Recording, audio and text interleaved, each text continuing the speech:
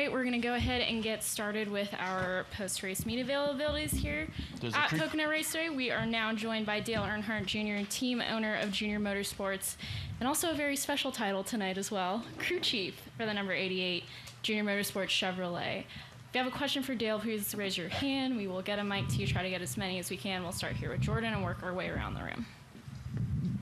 Jordan Bianchi, The Athletic. What's the emotion of winning as a driver as opposed to a crew chief?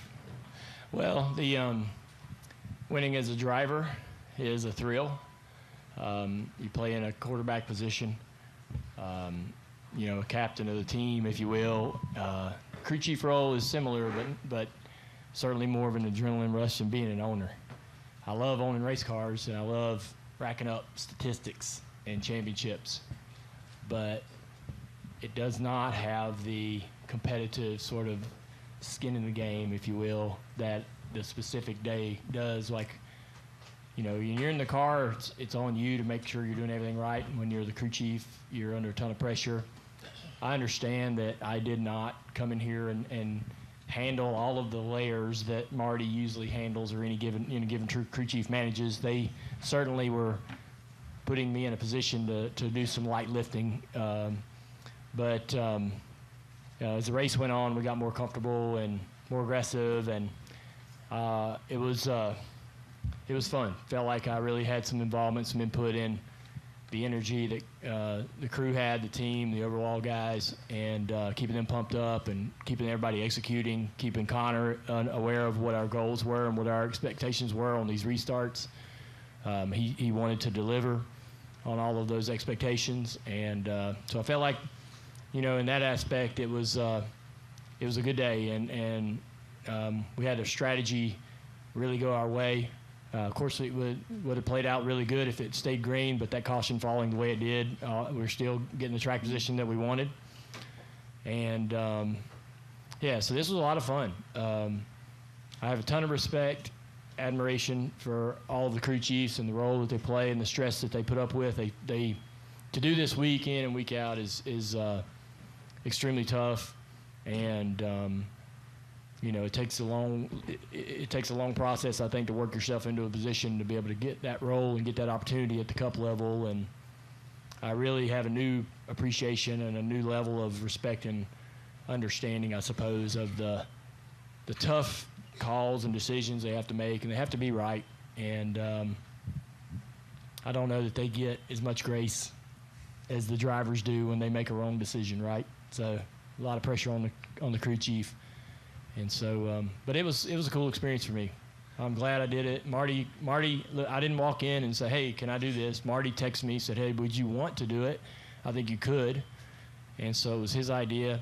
I think we all should understand that the Lindley and Earnhardt family have a ton of history together as far back into the 70s when Dad and Marty's father were racing sportsman cars around, the Southeast and so forth. And Butch was a better driver and well respected by everybody in the industry. And I think me and him sharing the similarities and the tragedies that we both experienced with losing our dads has connected us. I remember when Butch was killed, my father went out of his way to connect to Marty, bring Marty in.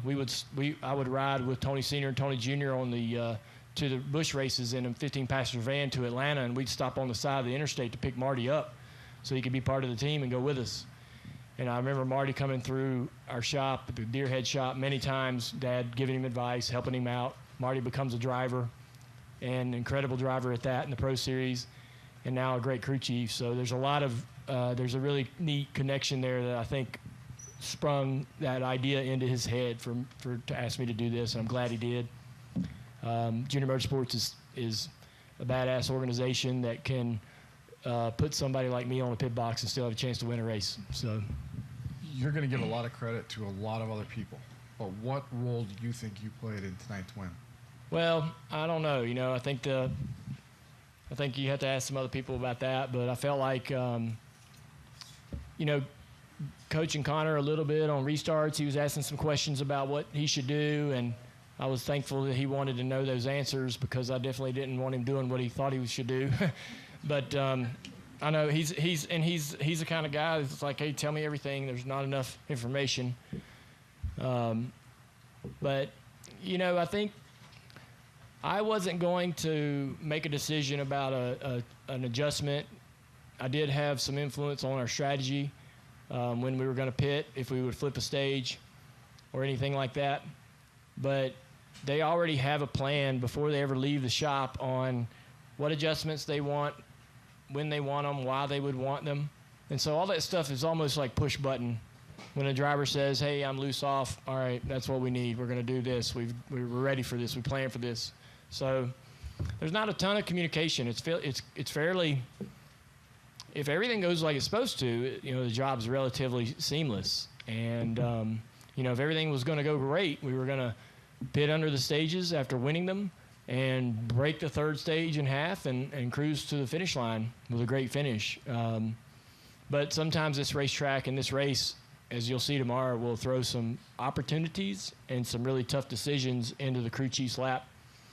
And, you know, we kind of put ourselves in a position that was different from everyone else, and it gave ourselves a chance to gain a little bit of track position when we needed it. We weren't going to beat the 17, heads up. We weren't going to drive to the 17 and pass him. So we were going to run third if everything went the way it was supposed to, and this gave us a chance to win by coming to pit road or staying out at the end of stage 2 and coming to pit road at the end of the fuel tank. But, you know, I'm not a fool to think that, you know, I didn't have control of all the levers and the buttons and stuff, but midway through the race, man, I was feeling it, and me and the engineers on the box were in a great conversation around what we should do, how far we could make it, whether we were going to have enough for the green, white checkered, how aggressive could we get to lap 69, 68, all those things. And then you get down. I think the one thing that I was most nervous about was actually setting that left front tire, because it's easy to set the tire, the guy grabs it, right? But there's a tenth or two, or even a half a second between how far you can get it out there to him. You need that stripe up so he knows where the lugs are, how he can place the tire quickly. All these things are very minute, but they're important that he grabs the tire from you in a certain way, and I didn't want to mess that up. So those guys were great. There's a track house crew, and I went over there this week and tried out or practiced with them for about 3 rounds, and they were like, you got it, man. I think it's going to be fine. They were awesome to work with, great group of guys. And so that was probably the most – I was so thankful that we actually had one stop less than we planned, because I didn't want to go down there and mess up rolling that tire, setting that tire in there, and cost us a couple spots on pit road we didn't need to lose. Dustin Long, NBC Sports.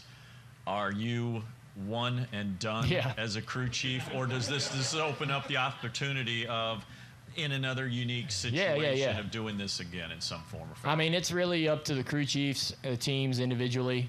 You know, I think I would not ever walk in the shop and go, hey, you know, I'd be up for doing it. I'm not going to do that. But if we find ourselves, unfortunately, where Jim or somebody gets suspended, or even Marty again, if they want me to do it, I would happily do it. And we have such great, you know, car chiefs and engineers, great people, and they really do all work really well together in the shop. And I would feel confident that you know, we could go out and get a good result if we needed to do this again. But I'm not gonna seek it out. It was a lot of fun, a lot of pressure, definitely out of my wheelhouse for sure. And I had tons of support. Again, I had so much support with our team and Bummy, Mike Bumgardner, who kind of runs junior motorsports in a competition role. Just so much good support to be able to succeed, and really, really good fortune on the strategy. And what does it mean to be able to be one of the few people in the history of the sport to have a win as owner, driver, and crew chief for as much old school as you are to be able to have that accomplishment? Well, it's more happenstance than anything. It wasn't a plan. I was never gonna crew chief a car. I wasn't ever gonna seek out that. That wasn't something that I ever saw myself doing. And you know, it's neat, but it's more coincidence, happenstance than anything. And again, I don't know that I'll see myself doing it again. Hopefully we don't have any more issues where our guys all go to the racetrack and nobody has to fill in for anybody, but I'll do whatever my team needs me to do. I'll say this, I think after our experience today, that team, the morale of that team and the energy and excitement around that team is better than it was when we walked in this racetrack, and I was thankful to be a part of that. We'll go to Lee next. Lee Spencer, Sirius XM NASCAR Radio and CatchFront.com. That's kind of where I was going, because the strength of this team to be able to win without the driver in the seat, without the crew chief in the seat. They have 3 wins. You know, it's not going to it'll reflect on the owner's points. It's not going to reflect on the driver, but to have a team that, you know, take away the driver, take away the crew chief, and we still win. Yeah, I think that says a lot about Marty and the operation he runs. He put a great race car on the track for practice today.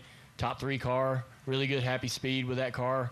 And so that makes the job super easy. He's just really talented, smart, really, really smart guy. Understands geometry, setups, front end, clip, all that stuff. He's really sharp about all that stuff, but he's also really got a neat style about how he manages his people. So when I got here to the racetrack and throughout the weekend, I really, really enjoyed watching Tanner and Pat and all the crew really just elevate what they had to do. And they all were, nobody was nervous, nobody was anxious. Everybody was going to have to carry a little more of a load, and they were ready and excited and confident. And so that's all Marty, really coaching those guys up. Some of those guys are, my engineer, Tanner, I think he's been in this sport for 2 years and came to Junior Motorsport his first year on our box this year. And I'm telling you, the kid was all over the fuel mileage today. And just any question I had about fuel mileage, how far we could go, he was confident and sturdy in his decisions and expectations. And that's Marty giving those guys that confidence and belief in themselves. And finally, how did it feel to have the girls there? Because, Yeah. I mean, Isla was really getting into it, and it's like they're at an age now where they can appreciate what Dad does. Yeah, I don't think I'll ever get to take them to victory lane as a driver, so I love that they get to experience just things about NASCAR. I had such a great time growing up as a kid in this sport and just running around here, and I want them to have that opportunity and understand that this is a place where they could, create opportunities for themselves down the road. And so, I'll let them do what they want to do with their lives and steer themselves where they want to go and support everything they want to do. But I certainly want them to know that NASCAR is an option and exists, and there's so many possibilities. And if they're enjoying being around it, they could find ways to, make a living at it. So we'll see. These are core memories that they make, I believe, walking down pit road and going to victory lane.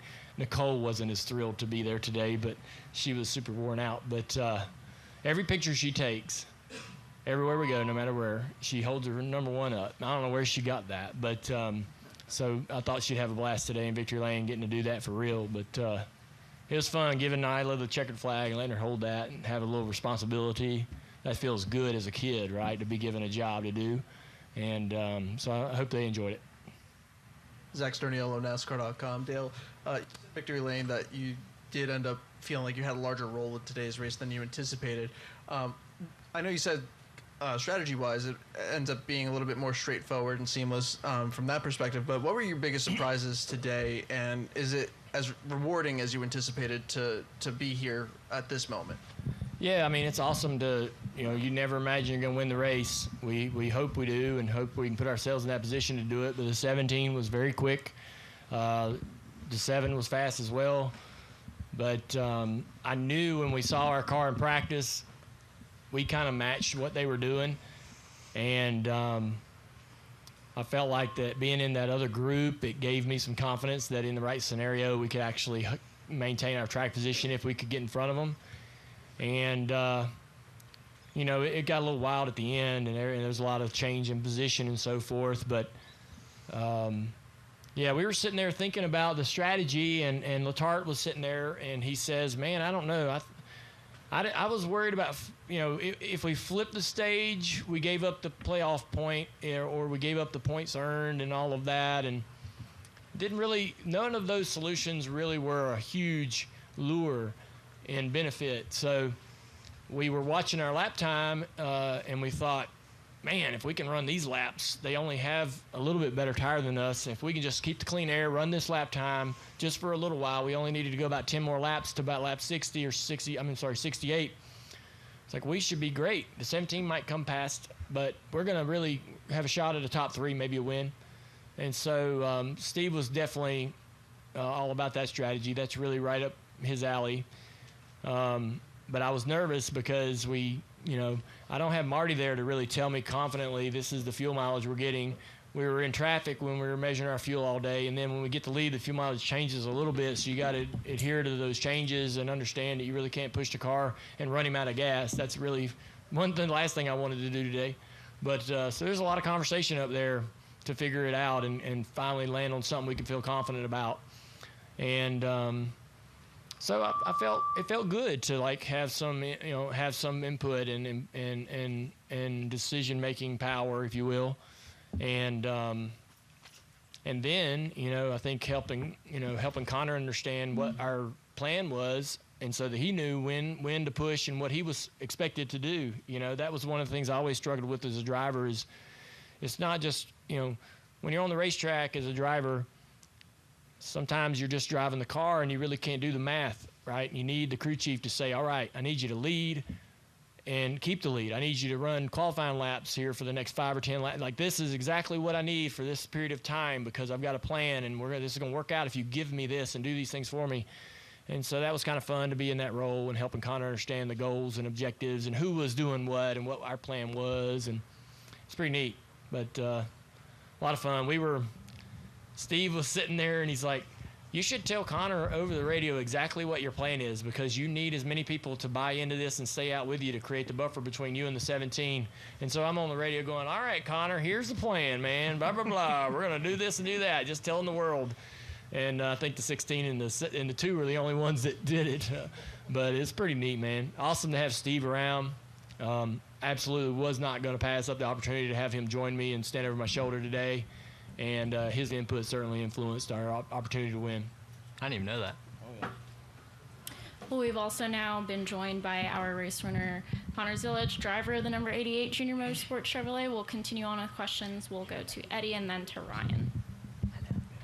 Dale, Connor, Eddie Kalegi Motorsports today. Congrats on the win. Dale, I'll go to you first. Of course, as we can see, we're more of a driver coach in the scenario in this race. And when it came down to it in stage 3, a couple of restarts where Connor got shuffled back a little bit and then was able to battle back. So how are you able on the radio to keep him composed and help him get back to the front? Connor is, a young man going on 35. He's got tons of maturity. There's not a lot of things that I feel I can tell him that he's not already thinking. There's a lot of times when I was thinking some things in my mind and he was talking about them on the radio. And so for him, he's just very present, very self-aware. He's going to be one of those drivers. It's going to be a ton of fun to work with as he goes forward in his career. And so he's very prepared, studies throughout the week. There's not a lot of things that you have to share with him as the weekend. When you get to the weekend, he knows the strategy, he knows the expectations, he kind of knows what the plan is if everything goes a certain way. But it was fun to kind of help him understand what I thought would be the best scenario in some of those restarts. You're kind of in some vulnerable spots on these restarts here. You really don't know how the start's going to go until you realize whether you're connected or not connected, and then you're either on the offense or maybe you're on the defense. But either way, there's a ton of decisions that happen between the flag stand and turn 1 for all those guys in rows 1, 2, and 3. And so I was glad that he wanted to have more information, and he did just such an excellent job. A lot of times, like when the 7 and the 17 got messed up there, a lot of times that would have been a bad deal for us. He turned left and stood on the throttle and even got up underneath a couple guys and scored a few spots back before the caution comes out, and we're sitting third still with a real shot at it. That could have really been a bad deal there, but he did such a great job in a bit of a moment of panic for everybody down there in 1 and 2 to do the right things. And Connor, of course, you had this Doc Hudson-esque coaching today, but with the actual race itself and looking big picture, the big deal for you was to finally get that oval win, and you've been close so many times this year. So how does it feel kind of to shed that and be able to say that you're finally an oval winner here in the Xfinity Series? Yeah, it's funny because my pit crew in Victory Lane said, you won on a triangle, you still haven't won on an oval yet. So, but yeah, it's awesome. I mean, I've been working for this for a while now, and you know, I feel like I've been so close so many times. Charlotte, I had a chance on a late race restart. Nashville, I lost it on a late race restart and couldn't get back by Justin. And finally, all the cards fell in our way today, and you know, we were able to execute and get the lead with a few laps to go and set sail. But yeah, it was such a cool race, and you know, having Dale in my ear, there was one point, because I'm the same way. When I spot for Ross or Kyle or whoever I spot for, I don't want to say much. Like, I feel like they know everything, and you know, I feel like when I talk, I'm in the way. And you know, he sometimes says the same thing, and there was one point where he was like, I know I'm feeding a lot of information, and I was like, no, like, there's not such thing as too much information. And I'm very much like that. There's guys that, you know, can tune it out and you know, just want the information and choose what to listen to, and then there's guys who just don't want to hear it, and I'm one of those guys who wants to hear it, and I pick and choose what I want to listen to, and you know, for most cases today I listened to a lot of it. So yeah, it was really cool to have Dale in my ear, and you know, I wish Marty could have been here for our win. It stinks that, you know, he wasn't here. He's the backbone of our team, and he's been doing a really good job lately with my entire team. Pat and all the guys, they've been firing on all cylinders lately, and it's been showing on the racetrack with our results. So yeah, grateful to get a good result today and finally get that oval win. Hi, Dale, Connor. Congratulations. Ryan from Five Lug Racing. Dale, I'd like to start with you. Connor wins in his debut Xfinity race as a driver in Watkins Glen. Fast forward a season later, and you win your crew chief debut. So fun fact for you. But listening in on the scanner, you spoke on that final restart. Can you walk us through the decision and strategy in lane choice to push the two? Yeah, I think that our best opportunity for us was to try to really assist the control car. There's such a risk. Well, our data tells us this outside line is definitely going to win out more times than not. I think it was a 71% success rate at row 1, 2, and 3 on the outside line to actually gain a spot. So that's easy. And then there's the chance, I guess, if you're being behind the car that's going to launch first, you can connect and get to pushing and get going. That is harder to do in the lane that's not under control. So the control, the non-control car has to guess when the leader goes. You, as the following car, has to guess a lot of different things as well to be able to latch and connect and push. As you saw today, that was like a 50% success rate in that row. So we definitely didn't want to be in that situation. I didn't love the bottom. Even though he made some great passes down there on some cars, I thought that, I kept telling him, I'm like, man, here's the goal, right? We're going to start here, and I just want you to try to be on the outside of that inside car. Just gain us a spot here off of 2. If everything goes well, we'll come off the corner on his quarter panel, side draft him down the straightaway. We gain a spot, right? There's going to be more wrecks, more cautions, more opportunity for us to get on the front row and do some things and get lucky. Thank you. And Connor, congratulations on your first career non-road course victory, we'll call it that. I wanted to speak on your return from injury in Charlotte. You finished second there, second in Nashville, and now a first here at Pocono on the non-road course races. How do you feel about the positive consistency you've achieved on the ovals, and do you think now you've cemented yourself as a true title contender this year? Yeah, I've never thought of myself as not a title contender coming into the year. I knew it was going to take time to get up to speed, and a lot of these guys have been with their crew chiefs for years now, and they have setups that they know and they can go to the racetrack with and be confident in. And it's tough showing up with a new crew chief, a new driver, a new pairing, and expecting to win races right out of the gate. So, we knew that starting the year it would be a little bit difficult at times, and we would struggle a little bit. But, me and Marty haven't let up, and we've continued to work. And I'm at the point where I feel like every week we show up, we've been really competitive, and all the junior motorsports team work really, really well together, all 4 cars, and we share notes and share what we're going to the track with, and I feel like that's also helped a lot, having those guys to lean on, especially Justin. I feel like everywhere he shows up really close to being the fastest car on the racetrack, and I've leaned on him for a lot of advice. So yeah, it's a combination of a lot of things, but I never saw myself as a non-title contender, but recently I've gained confidence for sure, especially on the ovals, and this is my third oval race, finishing top 2 in a row. So we're heading in the right direction, but that doesn't mean we're gonna slow down and give up yet. We got a lot more races left in the season, and a goal at the end of the year to win the championship in Phoenix. Thank you, guys, and best of luck to you. Thanks.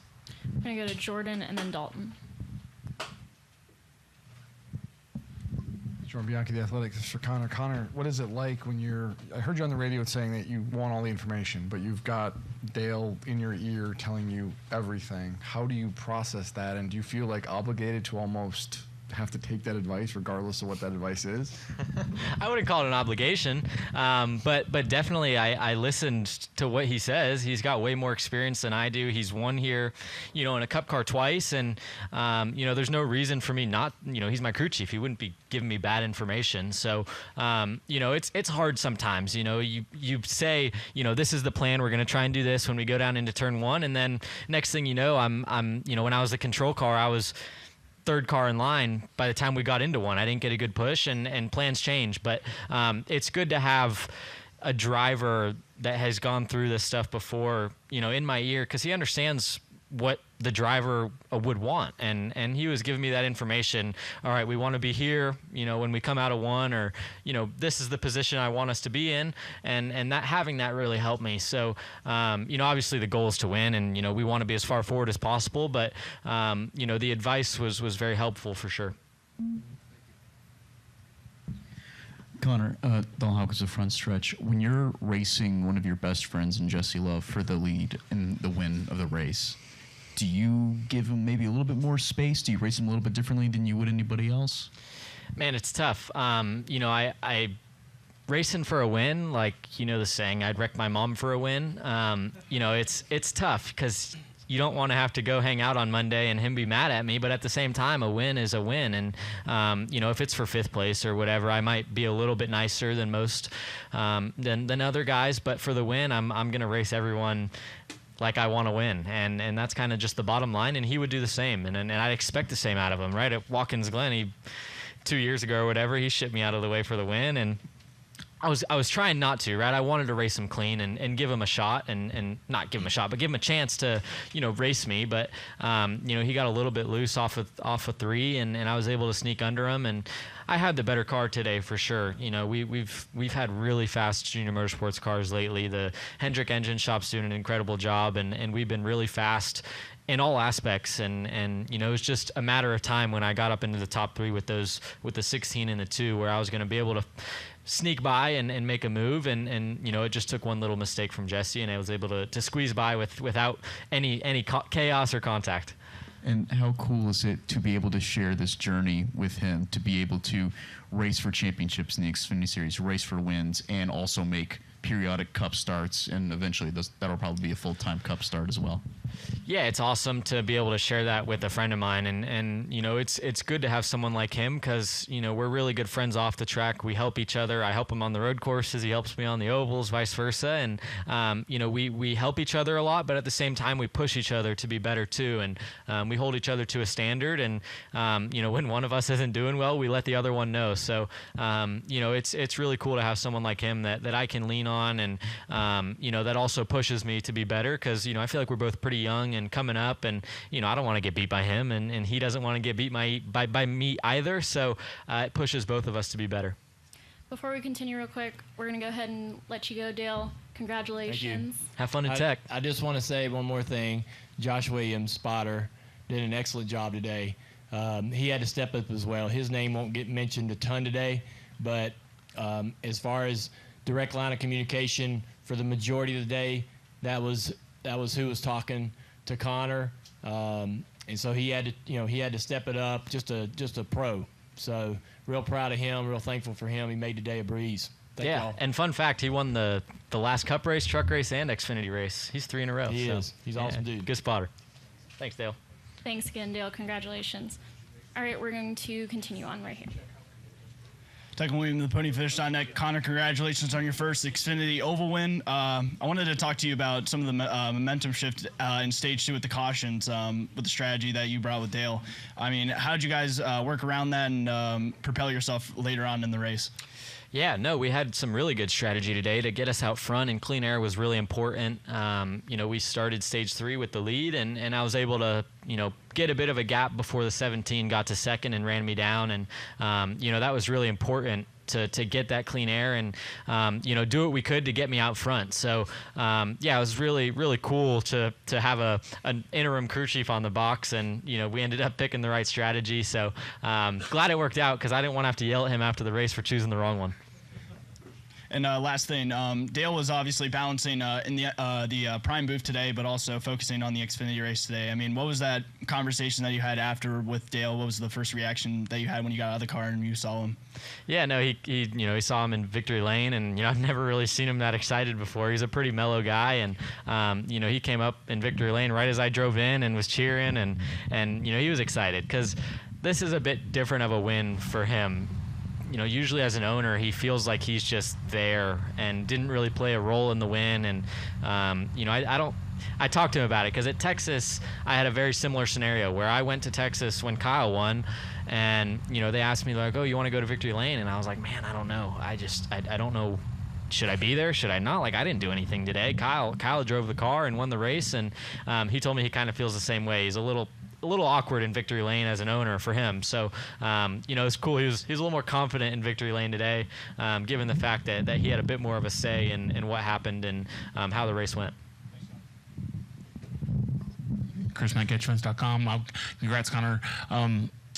When do you start thinking about playoffs? Is it too soon to start thinking about playoffs, or do you think about playoff points and putting yourself in contention for the championship at Phoenix? Yeah, you're always thinking about the playoffs, and you want to get championship points or playoff points, and we did that today. We stayed out, got that stage win, and still ended up winning the race. So it was a really good points day for us. We almost had a max point day. I finished third in stage 1, and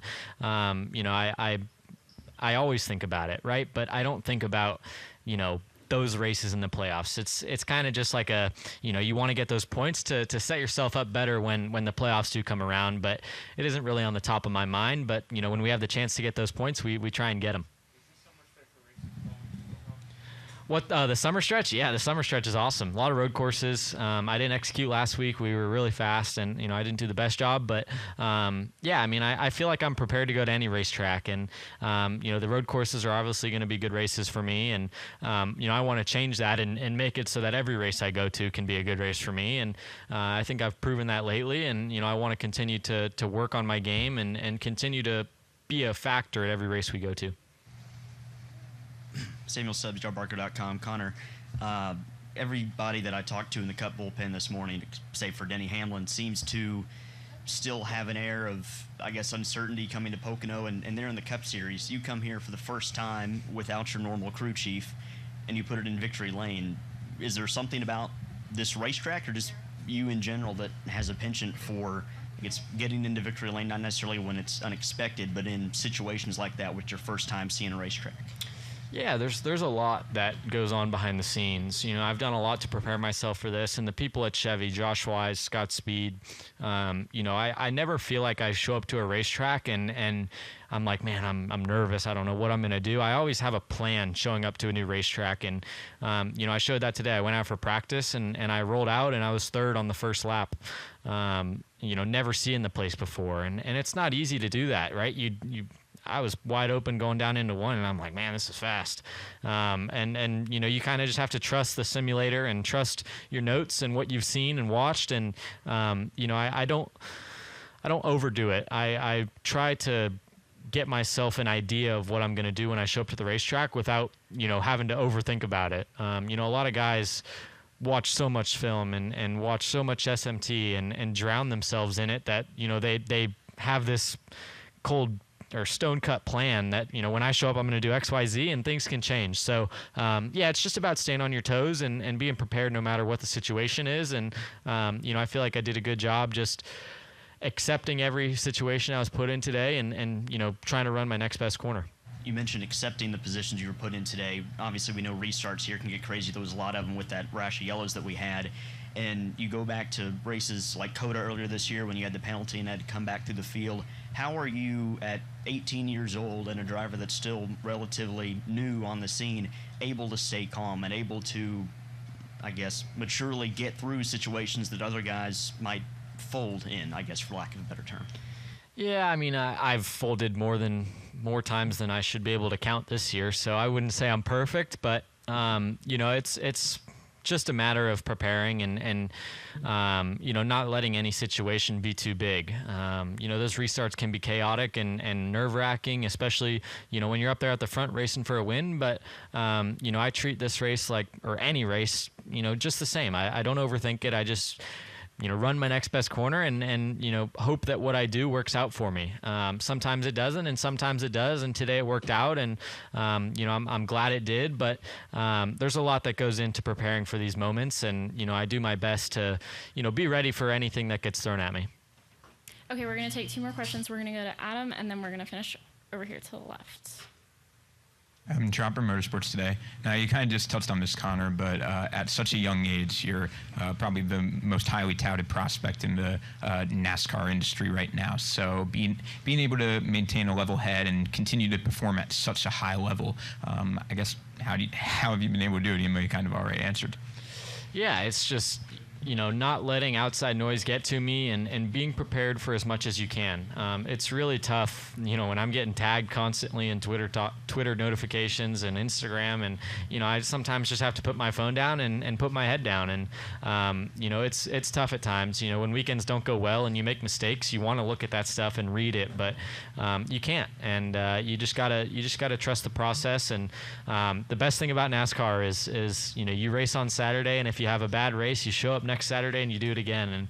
And that's really been the mindset that I've taken into this season as the season's gone on is, don't let the bad days really get to you. You just got to, put your head down and focus on the next one. And, I'm going to enjoy this one today, but, come Monday, I'm going to focus on Atlanta and be ready for that. I got to race Cup next week and Xfinity, and, I don't have a lot of time to celebrate this. And I think that's one of the best parts about NASCAR.